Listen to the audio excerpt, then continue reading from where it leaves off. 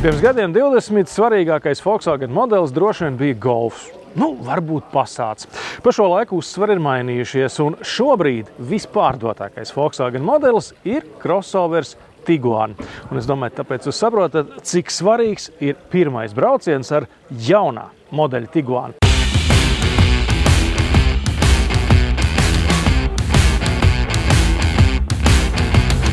Eiropas kompakto SUV klasē Tiguan ir numur 1.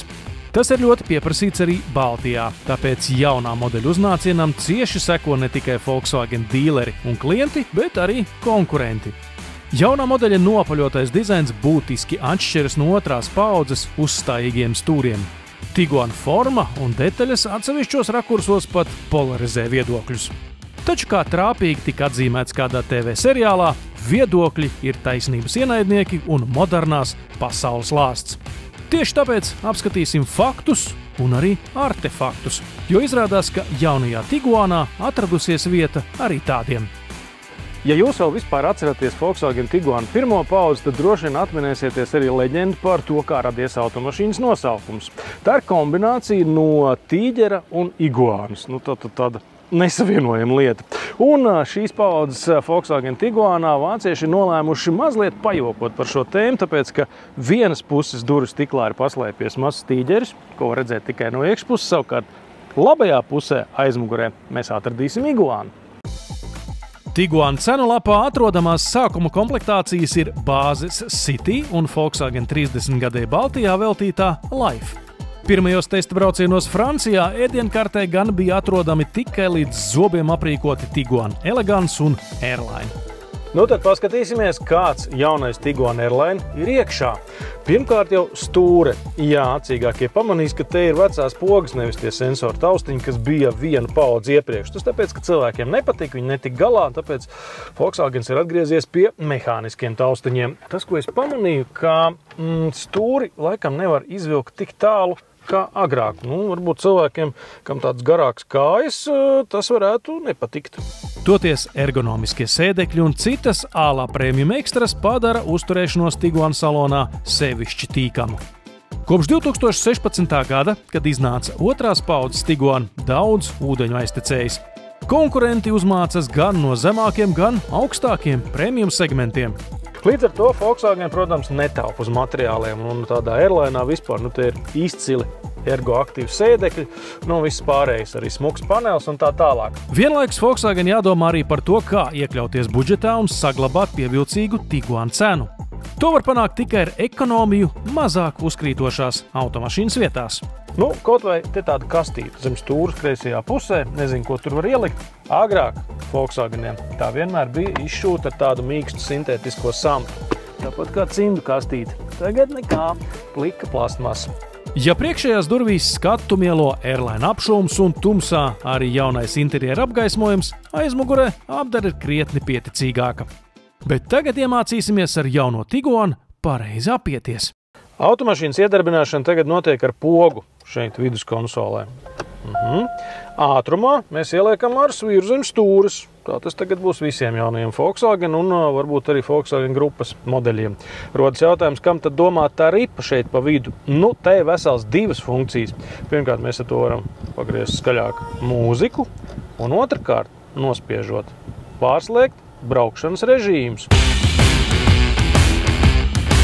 Kā pirmo izvēlējāmies Tiguan ar 1,5 litru E-TSI benzīna dzinēju. No divām iespējamām jaudām Airline piešķirta lielākā – 150 zirgspēku. Vienmēr kombinācijā ar priekšpiedziņu un DSG. Tagad esam speciāli izvēlējušies tādu asu serpantīnu sekciju, lai pārbaudītu, kā jaunais Tiguan stūrējās un kādas vispār ir sajūtas.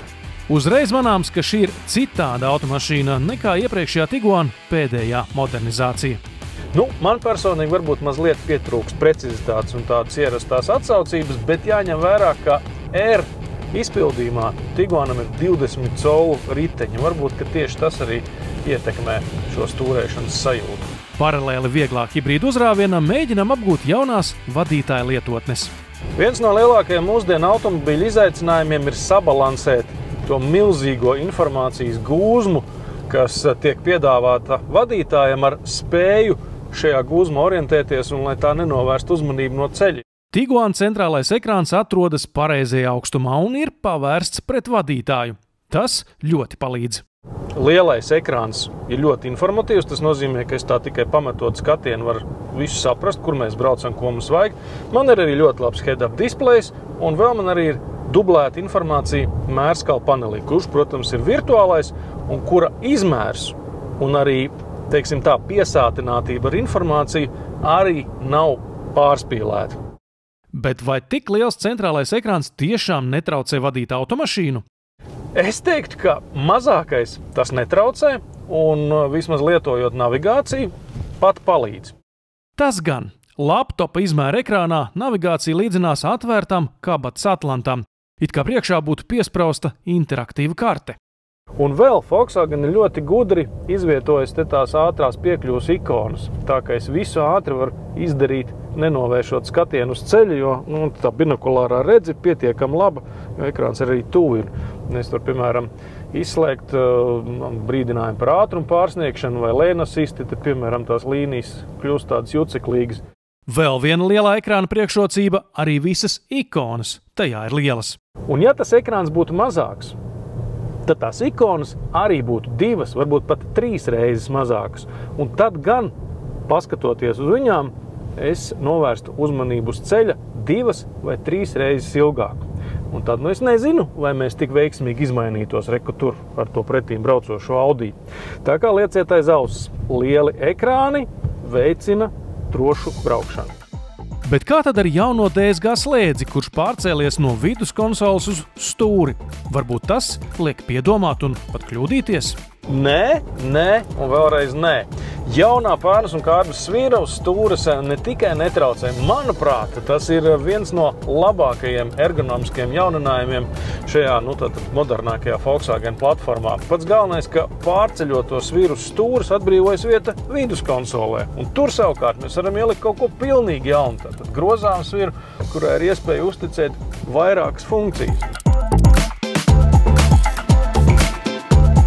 Viens no jaunākajiem Tiguan piedziņas agregātiem ir jaunās paaudzes lādējamais hibrīds. Balstīts uz tā paša 1,5 litru benzīna dzinēja, hibrīds aprīkots ar 2 reizes lielāku bateriju nekā iepriekš. Volkswagen apgalvo, ka jā. Un tā kā jaunā plug-in Tiguana gaitas baterijas ietilpība faktiski ir tikpat liela kā pašam pirmajam elektromobīlim Volkswagen e-up, mums nav pamata Volkswagenam neticēt. Tā kā apmēram 100 km būs.